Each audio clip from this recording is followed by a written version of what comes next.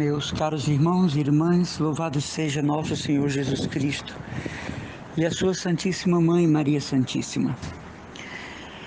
É comum as pessoas perguntarem, seja em pregações, seja em conversas, seja pela internet, sobre o mistério da salvação eterna, o mistério da nossa salvação. É certo que o fundamento da nossa salvação está na morte, paixão de nosso Senhor Jesus Cristo, na oferenda de si mesmo, do seu preciosíssimo sangue, do episódio da cruz, do Marte do Gólgota.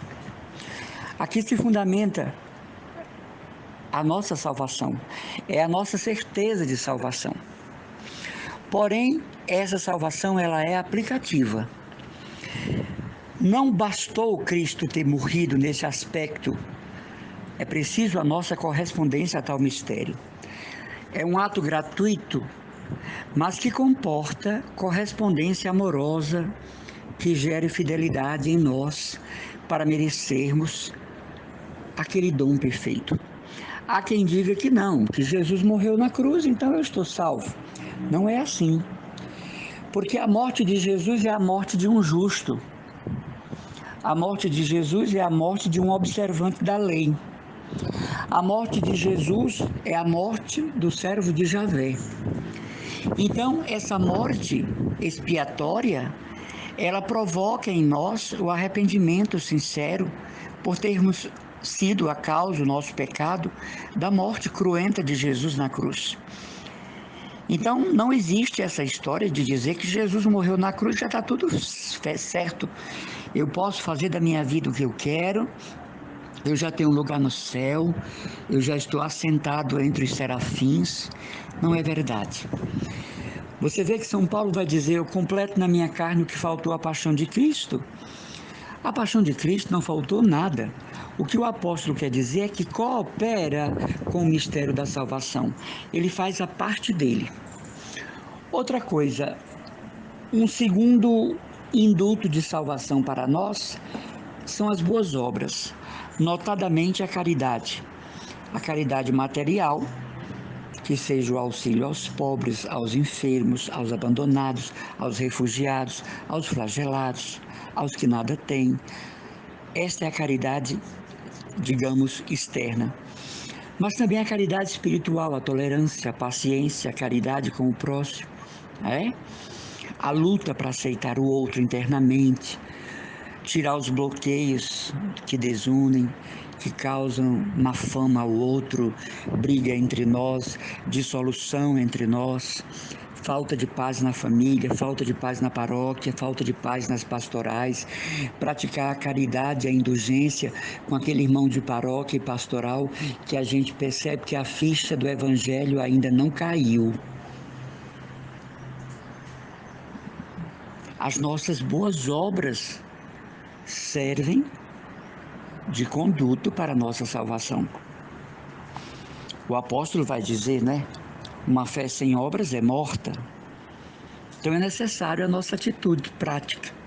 Se não prática, pelo menos interior, espiritual. E um terceiro grau de santidade e justificação é que Deus tem modos sobrenaturais de nos salvar, ou seja, Deus tem meios sobrenaturais de salvação. Então o escrúpulo de que não vai ser salvo, de que se morrer não vai ao céu, de que se morrer vai para o inferno, de que se morrer vai para o purgatório, isso aí é notadamente uma atitude de desconfiança, mas também mostra que talvez não estejamos em estado de graça. Porque o estado de graça produz a confiança na salvação. É lido na vida dos santos que mesmo estando todos eles na ordem da graça, eles tinham pavor da mínima falta, mas isso não era escrúpulo. Isso não era uma crise de escrúpulo. Ao contrário, era a fidelidade, era o amor em busca de perfeição. Quanto mais davam amor, mais queriam dar e oferecer. De maneira, meus irmãos, que somente Deus sabe da nossa eternidade, mas nós podemos cooperar com ela agora. fazendo planos de uma vida mais perfeita, nos ajustando aos mandamentos da igreja e da lei de Deus, praticando as obras de caridade corporais e espirituais, vivenciando as sequelas das comunhões que recebemos, colocando em dias o nosso compromisso com o sacramento da confissão, não é? Verbalizando a palavra para os outros, internalizando a graça de Deus, vivendo em íntima comunhão com Deus, com a Santíssima Trindade, para que a gente possa ter a hora da nossa agonia, aquela certeza de estar em Deus para sempre.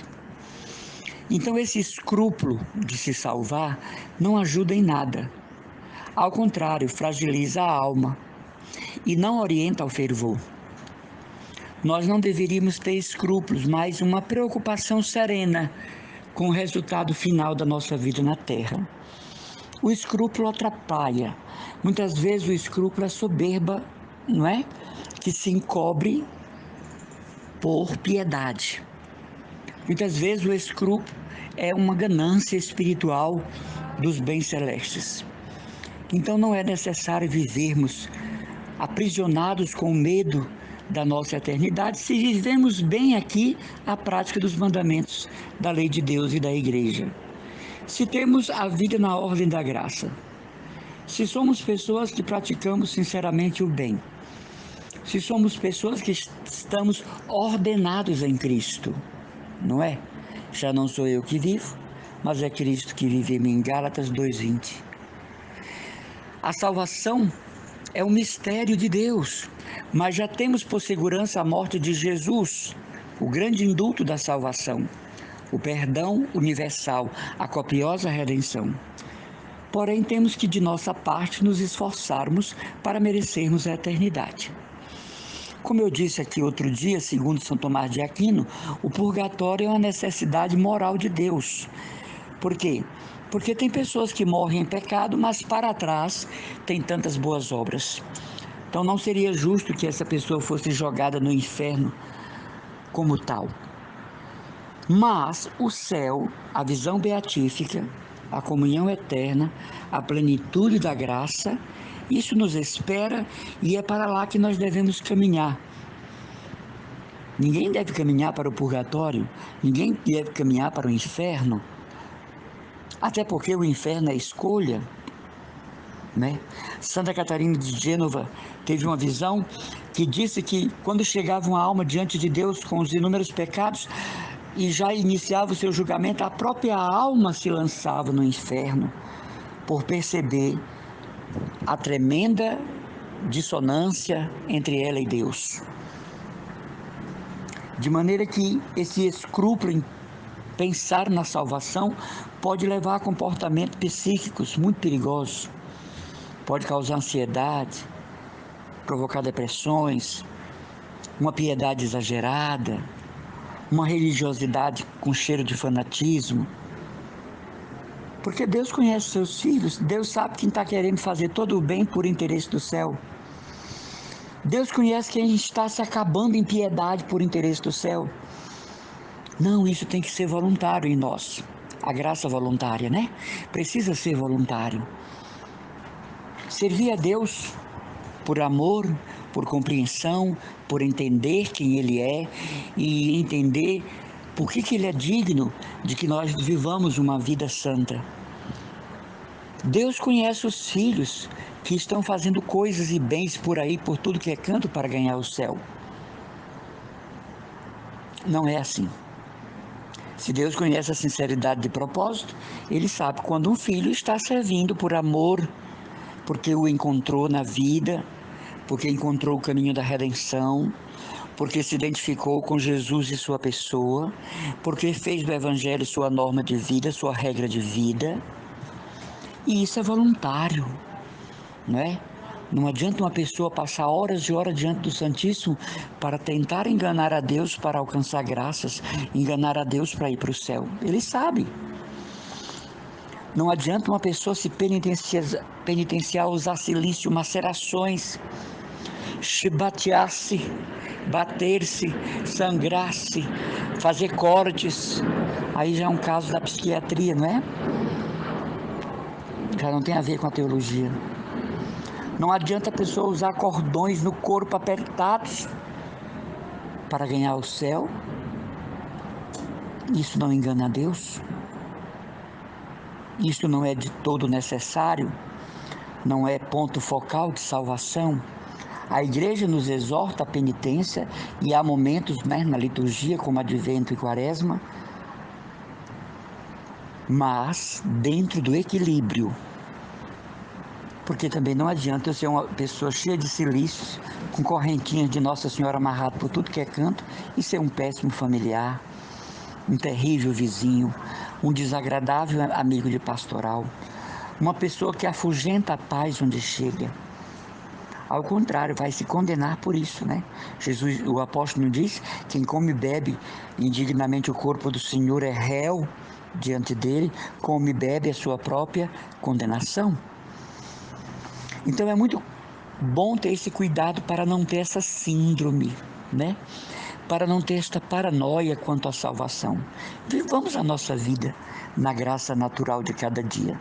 Hoje pode ser o meu último dia de vida.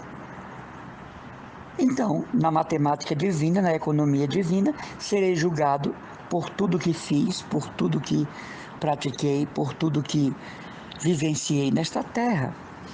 Mas a minha eternidade compete a Deus a decisão sobre ela.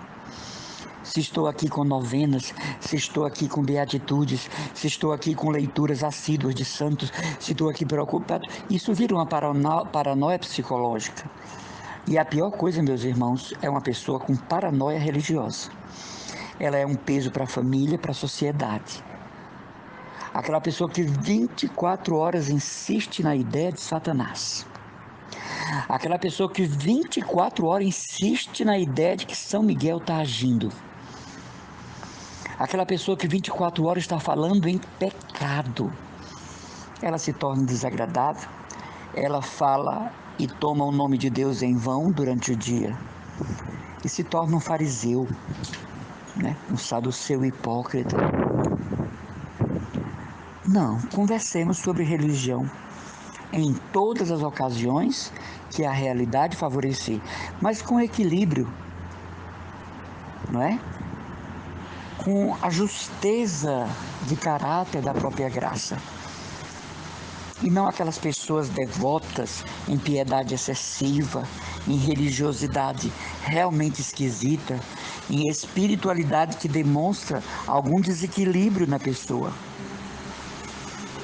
O que é isso? A paranoia da salvação, a síndrome, né, do pânico, do escrúpulo de ir para o inferno.